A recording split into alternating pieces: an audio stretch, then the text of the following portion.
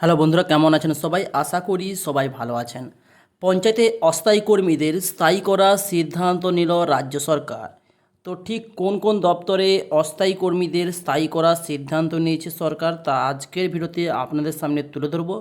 তো ভিডিওটা কেউ স্কিপ করবেন না, প্রথম থেকে শেষ পর্যন্ত দেখবেন। গ্রাম পঞ্চায়েত এর অস্থায়ী কর্মচারীদের স্থায়ীকরণের সিদ্ধান্ত নিল রাজ্য সরকার। পঞ্চায়েতে বিভিন্ন স্তরে বা বিভিন্ন দপ্তরে বিশেষ সচিবের জারি নম্বর অনুযায়ী অর্থাৎ নির্দেশিকা অনুযায়ী এই ঘোষণা করা হয়েছিল। সেখানে বলা হয়েছিল যে অস্থায়ী কর্মচারীরা গ্রাম পঞ্চায়েতে টানা 2 বছর কাজ করার পরে 1 বছর প্রবেশনার হিসেবে থাকবেন। এই সময়ে তার কাজে যদি কর্তৃপক্ষ সন্তুষ্ট থাকে তাহলে সেই কর্মীরা পরীক্ষা দিয়ে স্থায়ী হওয়ার সুযোগ পাবেন। অর্থাৎ একজন কর্মচারী 2 বছর কাজ করার পরে যদি সে কাজ ভালো করতে পারে কিংবা তার অফিসের যিনি বস তিনি যদি সন্তুষ্ট হয়ে থাকেন সেই কর্মচারীর ব্যাপারে, তাহলে তাকে প্রবেশনাল পিরিয়ডে থাকা হবে। তারপরে একটা এক্সাম দিতে হবে, পরীক্ষা দেওয়ার পরে উত্তীর্ণ হলে তাকে স্থায়ীকরণ কিন্তু করতে হবে। এটা কিন্তু সিস্টেম ছিল।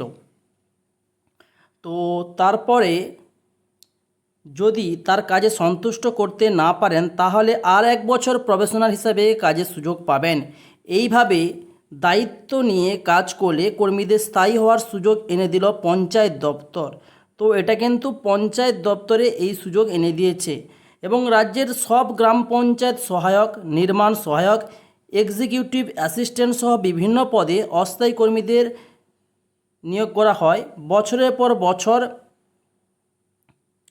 ওই কর্মচারীরা অস্থায়ী হিসেবেই কাজ করে যান।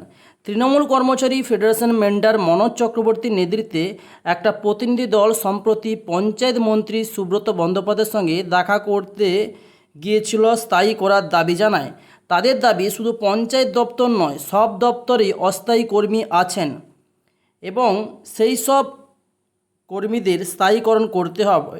অর্থাৎ প্রতিটি দপ্তরেই অস্থায়ী কর্মচারী রয়েছেন, সেই প্রতিটি দপ্তরগুলিকেই কিন্তু স্থায়ী করতে হবে, এমনটাই কিন্তু বিজ্ঞপ্তিতে জানা গিয়েছে। এবং রাজ্যে প্রায় ৩,২29টি গ্রাম পঞ্চায়েতে কমপক্ষে 15,000 কর্মী কাজ করেন অস্থায়ী কর্মী হিসেবে। বছরের পর বছর অস্থায়ী হিসেবে তারা জীবন কাটাতে হতো। বাম আমলে এবং তারপর মমতা বন্দ্যোপাধ্যায়ের আমলেও বহু কর্মীকে অস্থায়ী হিসেবে নিয়োগ করা হয়েছে।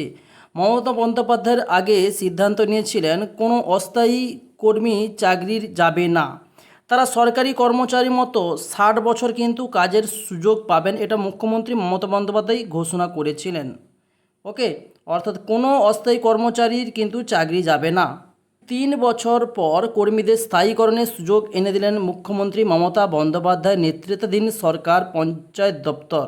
ফলে বহু পরিবার উপকৃত হবে বলে মনে করছেন বিভিন্ন মহল। কর্মচারীদের সুবিধার্থে মমতার এই সিদ্ধান্ত আগামী বিধানসভার ভোটে অনেক সুবিধা এনে দেবে বলে মনে করেছেন ওয়াকিবহল মহল।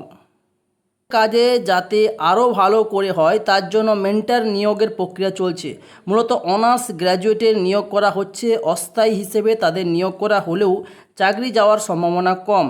এই মেন্টররা গ্রাম পঞ্চায়েত চলা বিভিন্ন কর্মসূচি দেখভাল করার জন্য প্রশিক্ষণ নেবেন এবং গ্রামে গিয়ে যারা বিভিন্ন প্রকল্পে কাজ করেছেন তাদের হাতে কলমে প্রশিক্ষণ দেবেন। প্রতিটি কর্মসূচি যাতে সুন্দরভাবে চলে তার জন্য মেন্টর নিয়োগের জন্য এই উদ্যোগ নেওয়া হচ্ছে বলে পঞ্চায়েত সূত্রে খবর। পঞ্চায়েত দপ্তরে যে সমস্ত অস্থায়ী কর্মচারী রয়েছে তার পাশাপাশি বিভিন্ন দপ্তরে অস্থায়ী কর্মচারীকে কিন্তু স্থায়ীকরণের সিদ্ধান্ত শীঘ্রই নেবে রাজ্য সরকার, এমন একটা বিজ্ঞপ্তি প্রকাশ করা হয়েছে। তো আজকে ভিডিওটি কেমন লাগলো সেটা কমেন্টস বক্সে কমেন্টস করে জানাবেন। ভিডিও যদি ভালো লাগে ভিডিওতে অবশ্যই লাইক, শেয়ার এবং সাবস্ক্রাইব করতে ভুলবেন না। তো thanks for watching my video.